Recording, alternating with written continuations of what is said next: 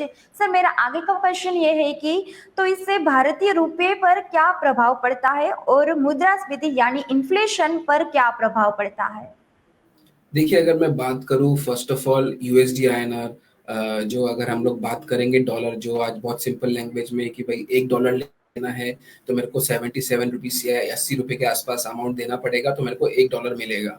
सो आज हम लोग जो हमारा क्रूड ऑयल हम लोग अगर बाहर की कंट्री से इंपोर्ट करते हैं तो हमें काफी दर तक हमें डॉलर में पेमेंट देना पड़ता है, जिसके कारण हम लोगों ने देखा कि जिस हिसाब से क्रूड ऑयल का प्राइसेस $140 ब्रेंट टच हुआ था, इंडियन रुपी अगर देखेंगे तो वीक हुआ था और डॉलर करीबन 77 रुपीज के आसपास आ गया था अगेंस्ट इंडियन रुपी। सो अगर बात करेंगे क्रूड ऑयल की, अगर रुपी यूएसडी आईएनआर की अगर बात करेंगे, ये सोल फैक्टर नहीं रहता है क्रूड ऑयल का, बट बहुत सारे दूसरे फैक्टर्स भी रहते हैं बहुत, बट एक इम्पॉर्टेंट फैक्टर है।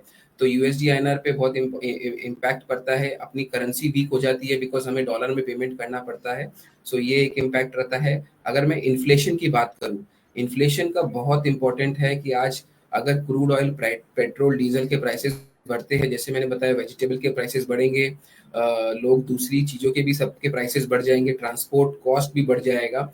और एक डेटा इंडिकेट करता है कि अगर $10 पर बैरल बढ़ता है तो इन्फ्लेशन बढ़ सकता है करीबन 10 से 49 बेसिस पॉइंट्स। सो अगर $10 में इतना इम्पैक्ट है, तो अगर जिस हिसाब से हम लोगों ने तेजी देखा है, 80 डॉलर के अराउंड $140 हो गया है, तो इन्फ्लेशन पे अच्छा खासा इम्पैक्ट होगा। अभी थोड़ा, बिकॉज इंडिया में अभी इतना हाइक नहीं आया है पेट्रोल एंड डीजल प्राइसेस का, तो उतना इम्पैक्ट नहीं लग रहा है, बट फ्यूचर में अगर कुछ हाइक आता है गवर्नमेंट की तरफ से तो ये इम्पैक्ट करेगा इन्फ्लेशन के थ्रू, जिसकी वजह से प्राइसेस बढ़ सकता है कमोडिटीज एंड अदर आइटम्स का।